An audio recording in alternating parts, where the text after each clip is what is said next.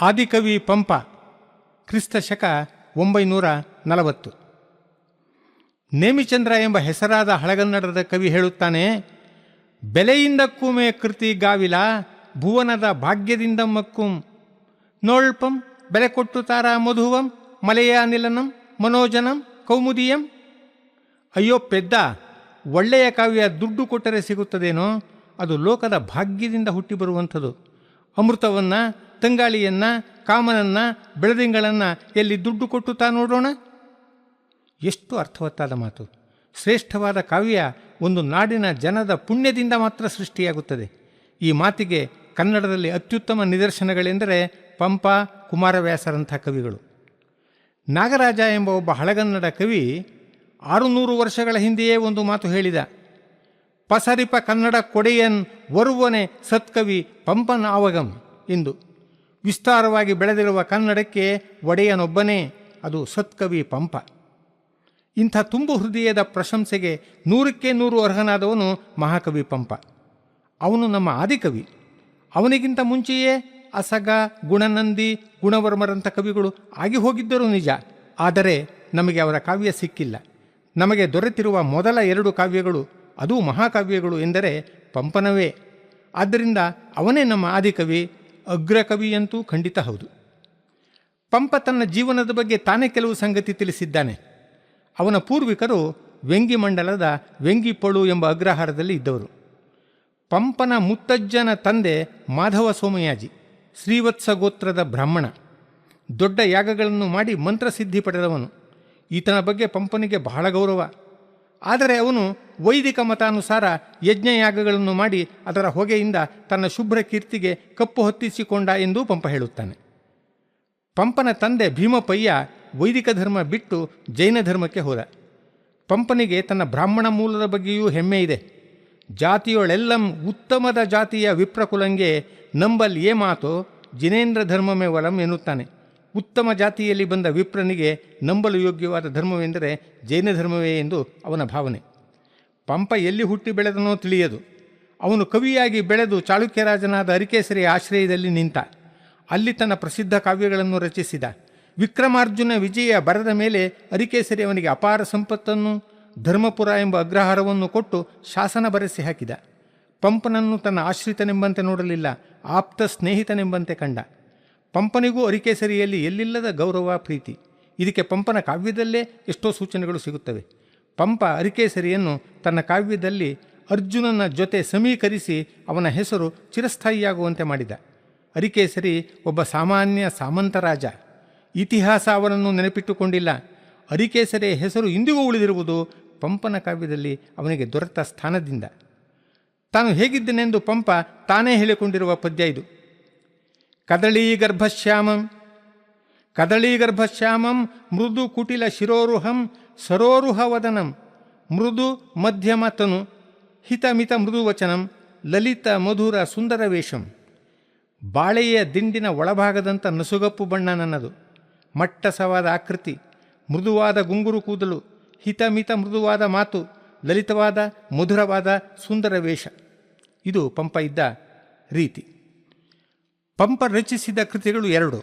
ಒಂದು ಆದಿಪುರಾಣ, ಇನ್ನೊಂದು ವಿಕ್ರಮಾರ್ಜುನ ವಿಜಯ ಅಥವಾ ಪಂಪಭಾರತ. ಮೊದಲನೆಯದನ್ನು 3 ತಿಂಗಳಲ್ಲೂ, ಎರಡನೆಯದನ್ನು 6 ತಿಂಗಳಲ್ಲೂ ಬರೆದೇನೆಂದು ಪಂಪನೇ ಹೇಳಿಕೊಂಡಿದ್ದಾನೆ. ಇದೊಂದು ಅದ್ಭುತವೇ ಸರಿ. ಆದಿಪುರಾಣ ಮೊದಲ ತೀರ್ಥಂಕರನಾದ ವೃಷಭದೇವನ ಕಥೆಯನ್ನು ಹೇಳುವ ಜೈನ ಧಾರ್ಮಿಕ ಕಾವ್ಯ.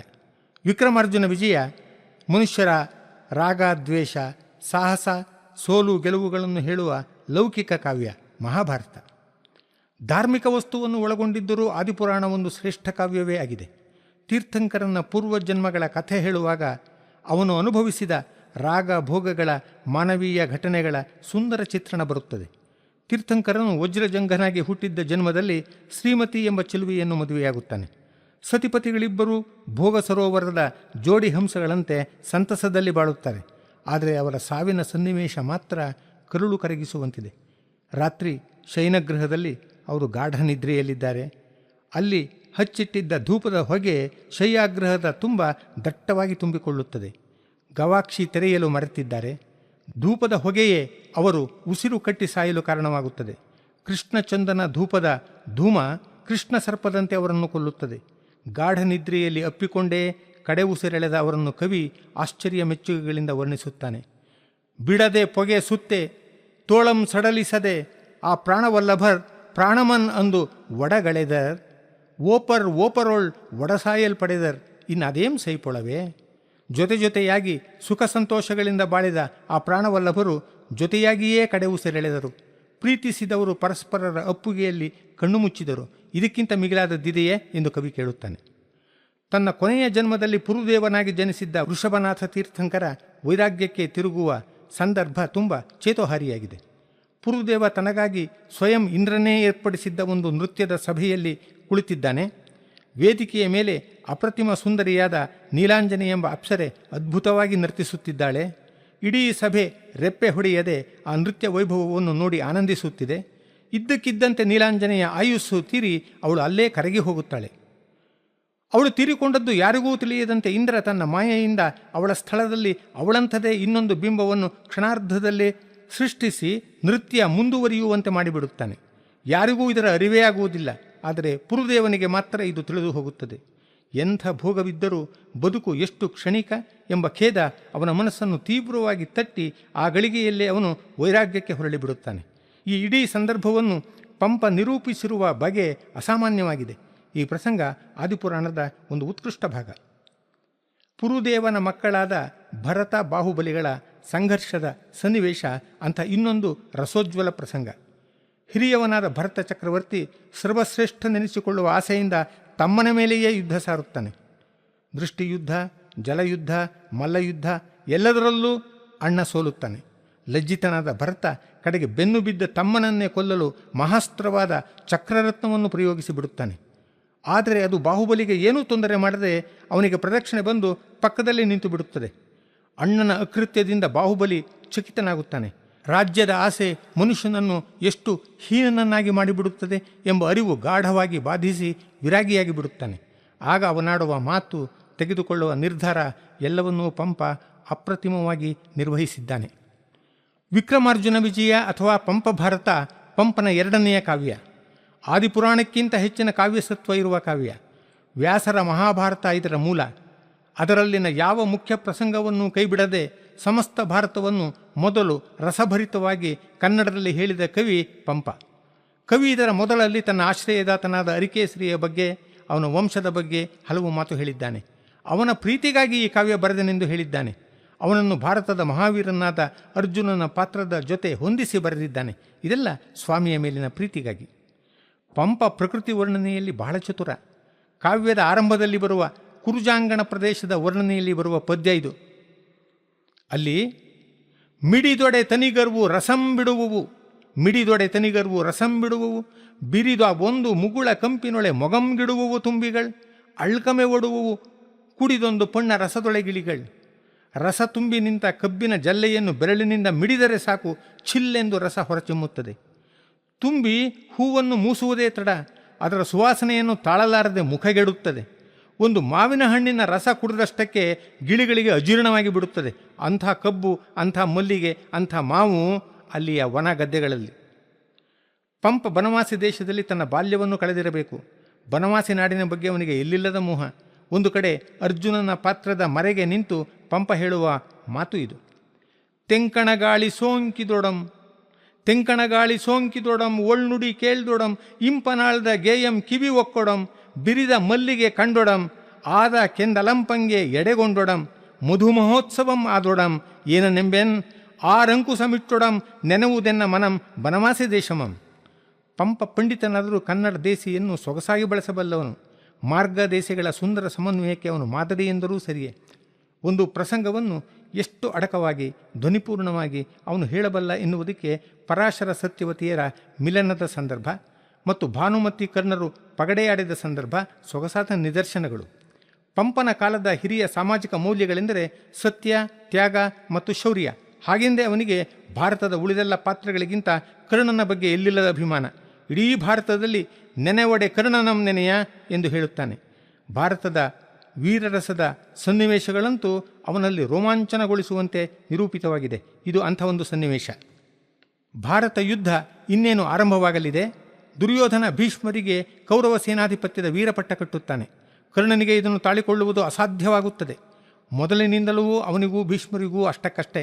ದುರ್ಯೋಧನನ ಅನ್ನ ಉಂಡರೂ ಭೀಷ್ಮರು ಅಂತರಂಗದಲ್ಲಿ ಪಾಂಡವರ ಪರ ಎಂದು ಕರ್ಣನ ಭಾವನೆ. ಅಲ್ಲದೆ ಪಾಂಡವರನ್ನು ಕುಟ್ಟಿ ಕೆಡವಲು ಕಾತರರಾಗಿರುವ ತನ್ನಂಥ ಪ್ರಾಯದ ವೀರರನ್ನು ಬಿಟ್ಟು ಮುದುಕರಾದ ಭೀಷ್ಮರಿಗೆ ವೀರಪಟ್ಟ ಕಟ್ಟಿದರಲ್ಲ ಅಂತ ಅವನಿಗೆ ಕೋಪ.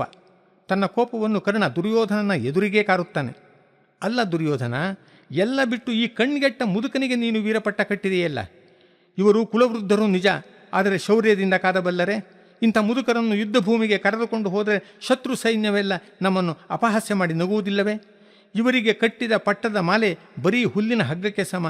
ಇವರು ಹಿಡಿದ ಬಿಲ್ಲು ನೋಡಿದರೆ ದಂಟು ಇದ್ದ ಹಾಗೆ ಇದೆ. ಹುಡುಗರಾಗಿದ್ದಾಗ ಆ ಪಾಂಡವರನ್ನು ಮುದ್ದಿನಿಂದ ಸಾಕಿದ ಅಜ್ಜ ಇವರು. ಇಂಥವರು ಆ ಮುದ್ದಿನ ಮೊಮ್ಮಕ್ಕಳ ಜೊತೆ ಮನಸ್ಸಿಟ್ಟು ಹೋರಾಡುತ್ತಾರೆಯೇ? ಇವರನ್ನು ನಂಬುತ್ತಿ ಹೇಗೆ? ನಿನ್ನ ಶತ್ರುಗಳ ನಿಟ್ಟೆಲುಬನ್ನು ಮುರಿಯಬೇಕು ಅಂತ ಇದ್ದರೆ ನಿನಗಾಗಿ ಏನೂ ಮಾಡಬಲ್ಲ ನನ್ನಂಥ ವೀರರಿಗೆ ಪಟ್ಟ ಕಟ್ಟು ಎನ್ನುತ್ತಾನೆ. ಕರ್ಣನ ಮಾತು ಕೇಳಿ ದ್ರೋಣರಿಗೆ ಮೈಯೆಲ್ಲ ಉರಿದು ಹೋಗುತ್ತದೆ. ಅವರು, ಲೋ ಕರ್ಣ, ಭೀಷ್ಮರಿಗೆ ವಯಸ್ಸಾಗಿದೆ ಅಂತ ಹೀಗಳಿಯುತ್ತೀಯಲ್ಲ, ನಿನಗೆ ಬುದ್ಧಿ ಇದೆಯಾ? ಅಂಥ ವೀರರಿಗೆ ವಯಸ್ಸಾಗಿದ್ದರೆ ತಾನೇ ಏನು? ಸಿಂಹಕ್ಕೆ ಮುಪ್ಪು ಬಂತು ಅಂತ ಕಾಡಾನೆಗಳು ಅದನ್ನು ಅಲಕ್ಷ್ಯ ಮಾಡಲು ಸಾಧ್ಯವೇ? ನಿನಗೆ ಎಲ್ಲಿಲ್ಲದ ಮದ. ನೀನಾಡುವ ಮಾತು ನಿನ್ನ ಕುಲ ಎಂಥದು ಅಂತ ತೋರಿಸುತ್ತೆ ಅಷ್ಟೇ ಎಂದು ಬಿಡುತ್ತಾರೆ.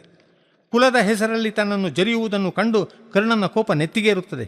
ಅವನು ದ್ರೋಣರಿಗೆ ಉತ್ತರಿಸುತ್ತಾನೆ, ಕುಲಮನೆ ಮುನ್ನ ಮುಗ್ಗಡಿ ಪಿರೇಂಗಳ ನಿಮ್ಮ ಕುಲಂಗಳ ಆಂತು ಮಾರ್ಮಲೆವರಂ ಅಟ್ಟಿ ತಿಂಬುವೆ. ಕುಲಂ ಕುಲಮಲ್ತು ಛಲಂ ಕುಲಂ ಗುಣಂ ಕುಲಂ ಅಭಿಮಾನಮೊಂದೆ ಕುಲಂ ಅಣ್ಣು ಕುಲಂ. ಬಗೆವಾಗಳ್ ಈ ಕಲಹದೊಳ್ ಅಣ್ಣ ನಿಮ್ಮ ಕುಲಂ ಆ ಕುಲಮಂ ನಿಮಗುಂಟು ಮಾಡುಗುಂ. ಏನು ಆಚಾರ್ಯರೇ, ಕುಲದ ಮಾತು ಎತ್ತಿ ಬಹಳ ಕೂಗಾಡುತ್ತಿದ್ದೀರಲ್ಲ. ನಿಮ್ಮ ಕುಲ ಶತ್ರುಗಳನ್ನು ಅಟ್ಟಿ ಕೊಲ್ಲಬಲ್ಲುದೆ? ಅಯ್ಯ, ಹುಟ್ಟಿನಿಂದ ಬರುವ ಕುಲ ಕುಲವಲ್ಲ. ಯುದ್ಧದಲ್ಲಿ ಹೋರಾಡಲು ಬೇಕಾಗುವ ಛಲವೇ ಕುಲ, ಪೌರುಷವೇ ಕುಲ, ಸ್ವಾಮಿಯ ಬಗ್ಗೆ ಇರುವ ಅಭಿಮಾನವೇ ಕುಲ, ಗುಣವೇ ಕುಲ. ನೀವು ಹೇಳುತ್ತಿರುವ ಕುಲ ನಿಮ್ಮನ್ನೆಲ್ಲ ವ್ಯಾಕುಲಕ್ಕೆ ಸಿಕ್ಕಿಸೇ ಹಾಕುವ ಕುಲ ಅಷ್ಟೇ ಎನ್ನುತ್ತಾನೆ ಕರ್ಣ.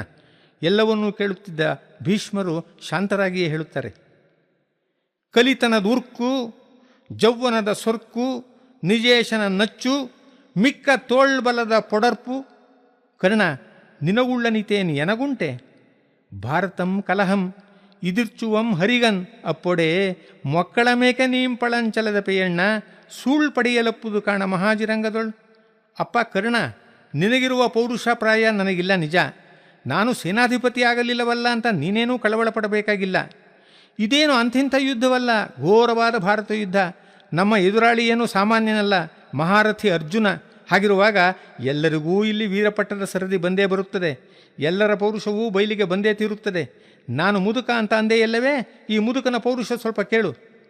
ಚಕ್ರ ಹಿಡಿಯುವುದಿಲ್ಲ ಅಂತ ಪ್ರತಿಜ್ಞೆ ಮಾಡಿರುವ ಕೃಷ್ಣನ ಕೈಯಲ್ಲಿ ಚಕ್ರ ಹಿಡಿಸುತ್ತೇನೆ. ಅರ್ಜುನನ ರಥವನ್ನು ಯುದ್ಧ ಭೂಮಿಯಿಂದ 8 ಗಾವದ ಆಚೆಗೆ ಹಾರಿಸುತ್ತೇನೆ. ಪ್ರತಿದಿನ ಯುದ್ಧದಲ್ಲಿ 10,000 ಜನರನ್ನು ಜಜ್ಜಿ ಹಾಕುತ್ತೇನೆ. ಹೀಗೆ ಭೀಷ್ಮರು ಘೋರವಾದ ಪ್ರತಿಜ್ಞೆ ಮಾಡುತ್ತಾರೆ. ಪಂಪ ಭಾರತ ಇಂಥ ಅನೇಕ ರಸಪೂರ್ಣ ಸನ್ನಿವೇಶಗಳಿಂದ ತುಂಬಿ ಎಲ್ಲ ಕಾಲಕ್ಕೂ ರಸಿಕರ ಮನ ಸೆಳೆಯುವಂಥ ಅನರ್ಘ್ಯ ಕೃತಿಯಾಗಿದೆ.